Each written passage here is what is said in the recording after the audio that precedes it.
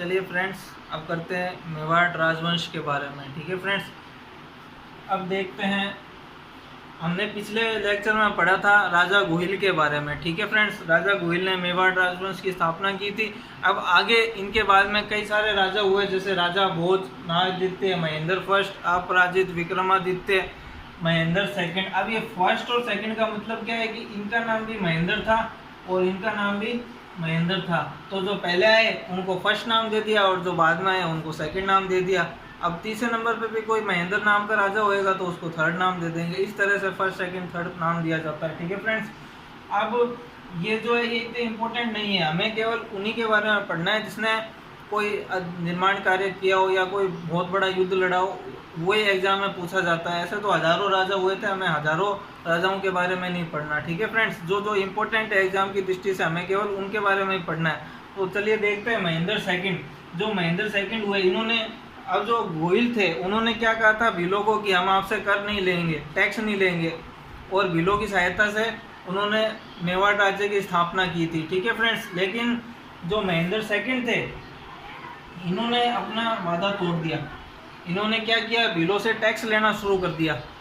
तो इससे भील नाराज हो गए, जनता जो है भड़क गई, जनता ने विद्रोह कर दिया और इनकी हत्या कर दी गई, जिसके कारण इनके जो पुत्र थे कालभोज वो नगर छोड़ करके चले जाते हैं। ठीक है फ्रेंड्स, उसके बाद में क्या होता है, कालभोज बाद में राजा बनते हैं। अब कैसे बनते हैं राजा, इसके बारे में हम आगे पढ़ते हैं। पहले देखते हैं कि जो कालभोज है इनको बप्पा रावल भी बोलते थे।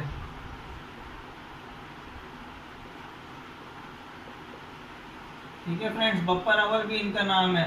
अब इनके बारे में जानकारी कहाँ कहाँ से मिलती है, पहले हम देखते हैं जानकारी के स्रोत, कहाँ कहाँ से हमें कालभोज के बारे में जानकारी मिलती है। तो कहाँ से मिलती है, पहला राज प्रशस्ति, राज प्रशस्ति से जानकारी मिलती है। राज प्रशस्ति किसने लिखी थी, रणछोड़ भट्ट तेलंग। ठीक है फ्रेंड्स, ये इंपॉर्टेंट चीज़ है, ये आपको याद होनी चाहिए, ये एग्जाम में डायरेक्ट पूछी जाती है। जगन्नाथ प्रशस्ति, जगन्नाथ प्रशस्ति किसने लिखी थी, कृष्ण भट्ट ने।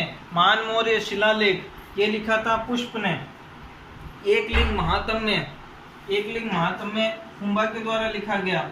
और वीर विनोद लिखा था श्यामल दास ने। ठीक है फ्रेंड्स, फ्रेंड्स हम बात कर रहे थे कालभोज या बप्पा रावल के बारे में। ठीक है फ्रेंड्स, तो अब ये मेवाड़ के अगले सबसे प्रतापी शासक, सर्वप्रथम सबसे प्रतापी शासक जो हुए सबसे पहले नंबर पे वो ये माने जाते हैं। अब मेवाड़ जो था, मेवाड़ का मतलब क्या है, मेवाड़ कहाँ का फैला हुआ था, अभी जो स्टेट बन गए, अलग अलग जिले बन गए। ठीक है फ्रेंड्स, पहले ये अलग अलग स्टेट अलग अलग जिले नहीं होते थे। ठीक है फ्रेंड्स, तो रियासतें होती थी। तो अब देखते हैं मेवाड़ का जो विस्तार था वो कहाँ का था, जैसे राजसमंद, चित्तौड़गढ़, राजसमंद, चित्तौड़गढ़, भीलवाड़ा, उदयपुर, इसका जो एरिया था ये सारा का सारा मेवाड़ में आता था। ठीक है फ्रेंड्स, राजसमंद, चित्तौड़गढ़, उदयपुर, भीलवाड़ा, ये और इसके आसपास का जो भी एरिया है, इसके आसपास गांव हो गए और जो भी एरिया इससे घिरा हुआ है, ये सारा का सारा मेवाड़ में आता था। ठीक है फ्रेंड्स, अब मेवाड़ के जो प्रथम सबसे ताकतवर राजा है वो बने कालभोज या बप्पा रावल।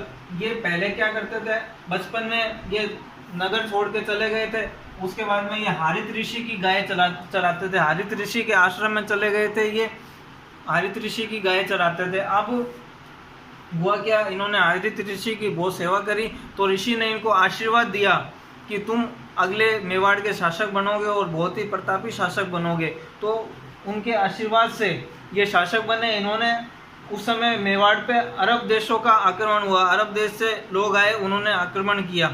ठीक है फ्रेंड्स, तो इन्होंने उनको पराजित किया और भगा दिया मार के। उसके बाद में ये मेवाड़ के शासक बने।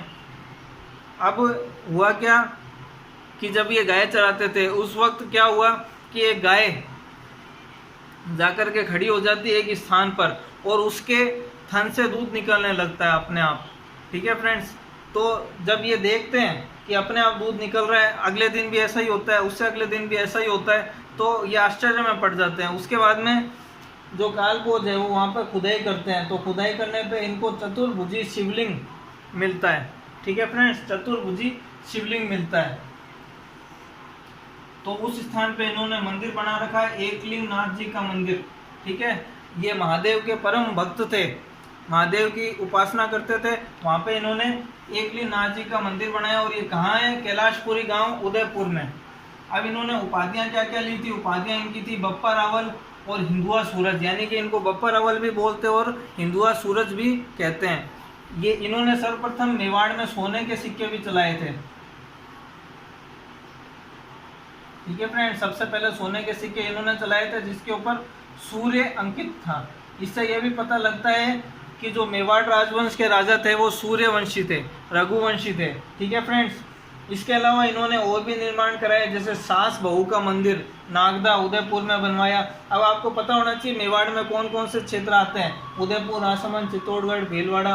तो अगर मैं उदयपुर कहूँ या राजसमंद कहूँ या चित्तौड़गढ़ कहूँ या भीलवाड़ा कहूँ, सारे के सारे क्षेत्र मेवाड़ में ही आते थे। ठीक है फ्रेंड्स, अब बात करते हैं इनके जो प्रमुख युद्ध हैं। कालभोज ने 734 ईस्वी में जब ये राजा बने थे, जब इन्होंने युद्ध लड़ा मान मौर्य के साथ, मौर्य वंश के शासक मान मौर्य के साथ इन्होंने युद्ध लड़ा और बहुत भयंकर युद्ध हुआ। इन्होंने मान मौर्य को युद्ध में परास्त कर दिया। और चित्तौड़गढ़ दुर्ग, चित्तौड़गढ़ दुर्ग सबसे बड़ा जो दुर्ग है, चित्तौड़गढ़ दुर्ग, इस दुर्ग पे अपना अधिकार जमा लिया। ठीक है फ्रेंड्स, ये दुर्ग इन्होंने मान मौर्य को परास्त करके अधिकार जमा लिया। चित्तौड़गढ़ दुर्ग की स्थापना कब हुई थी? 3री सदी में स्थापना हुई थी। ठीक है फ्रेंड्स, 3rd सेंचुरी में, 3री सदी में स्थापना हुई थी। ठीक है फ्रेंड्स, चित्रांगन 3री सदी में चित्तौड़गढ़ दुर्ग का निर्माण हुआ था। ये निर्माण कराया किसने था? चित्रांगद मौर्य ने, चित्रांगद मौर्य ने।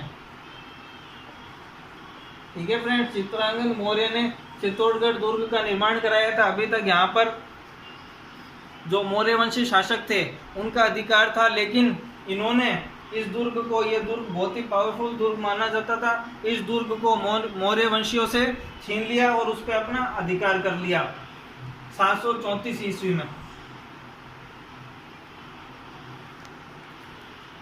ठीक है फ्रेंड, इसके अलावा 753 ईस्वी में इनकी मृत्यु हो जाती है। इनकी जो मृत्यु होती है वो नागदा में होती है। नागदा कहाँ है? उदयपुर में नागदा जगह है, वहाँ पर इनकी मृत्यु होती है। और यहाँ पर ही कालभोज या बप्पा रावल की छतरी भी है। ठीक है फ्रेंड्स, यहाँ पर ही इनकी छतरी भी है, ये भी आपको ध्यान रखना है। अगर वीडियो पसंद आए तो लाइक करें, शेयर करें, कमेंट करें। Thank you friends.